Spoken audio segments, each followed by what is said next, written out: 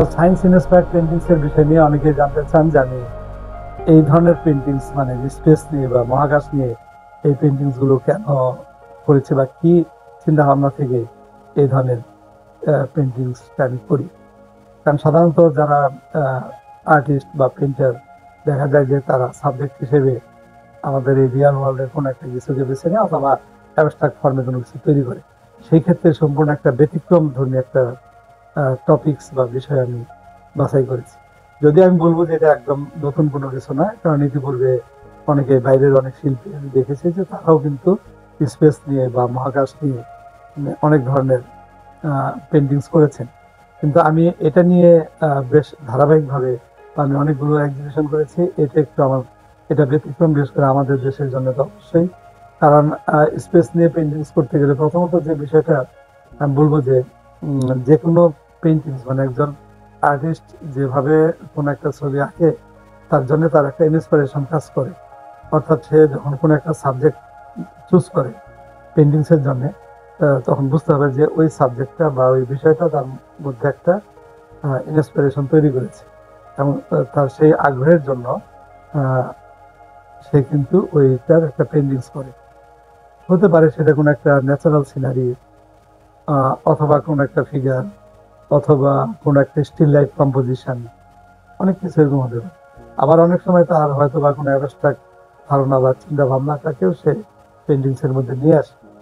এক্ষেত্রে স্বাভাবিকভাবে বুঝতে পারছেন, যেহেতু আমি সায়েন্স ইন্সপায়ার্ড পেন্টিংস আমি বলছি যে আমি স্পেস নিয়ে যে আমি নেবুলা, বিভিন্ন গ্রহ নক্ষত্র, মহাকাশের বিভিন্ন বিষয়, এগুলো আমার সাবজেক্ট।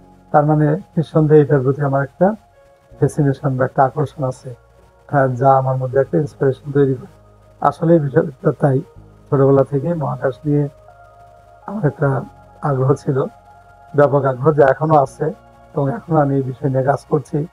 কাজেই আমি যখন আকাশের এই বিষয়গুলো আমি দেখেছি এবং আমি নিজে যতটুকু দেখতে পেরেছি বা এটার যে বিউটি বা এটার যে সৌন্দর্য, হ্যাঁ, সেটা আমি চেয়েছি যে অন্যদের সাথে একটু শেয়ার করব। একটা বিষয় যে আকাশের দিকে তাকালে রাতের আকাশে আমরা হয়তো শুধু রাতের আকাশে আমরা তারা দেখি বা চাঁদ উঠলে চাঁদ দেখি, মাঝে মধ্যে ধূমকেতু বা উল্কা এগুলো দেখতে পাই।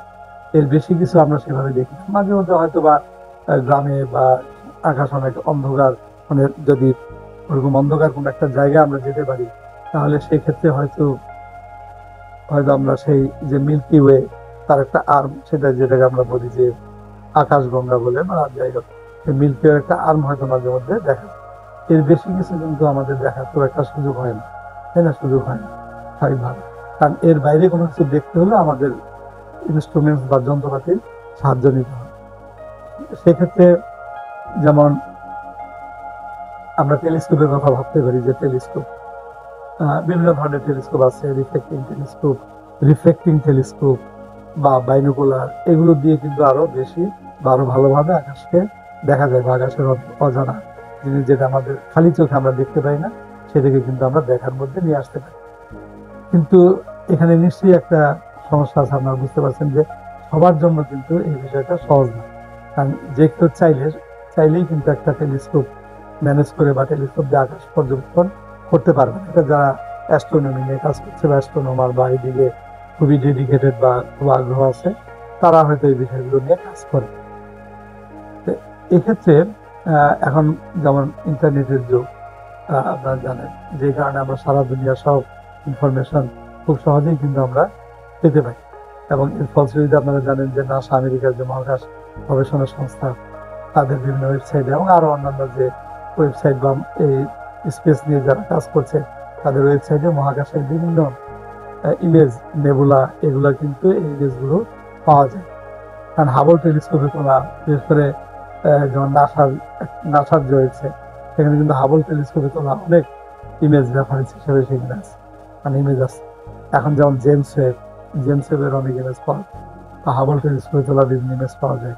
আরো বিভিন্ন অ্যাস্ট্রোনমাররা তাদের টেলিস্কোপ দিয়ে বা এই যে বিভিন্ন স্যাটেলাইট থেকে মহাকাশের যে ইমেজগুলো ক্যাপচার করা হচ্ছে, এই যে বিভিন্ন মানমন্দির থেকে অবজারভেটরি থেকে যে ইমেজগুলো ক্যাপচার করা হয়, এই ইমেজগুলো কিন্তু পাওয়া যায়। এখন এই ইমেজে আমরা যে জিনিসগুলো দেখি, বিশেষ করে হাবল টেলিস্কোপের তোলা যে ইমেজগুলো, তাতে মহাকাশের যে বিস্ময়কর দৃশ্য দেখা যায়, এটা কিন্তু সব সাধারণ মানুষের জন্য দেখাটা বা দেখতে পাওয়াটা কিন্তু কঠিন। তার কারণ হচ্ছে এটা দেখতে পাওয়াটা কঠিন। সেই ক্ষেত্রে আমার মনে হয়েছে যে এই যে বিভিন্ন নেবুলা, যেমন হর্সেড নেবুলা বা অ্যান্ড্রোমিডা গ্যালাক্সি, এগুলোর যত বিউটি বা এত যে সৌন্দর্য আছে, এই জিনিসগুলো কিভাবে সাধারণ মানুষের মধ্যে আমরা ছড়িয়ে দিতে পারি।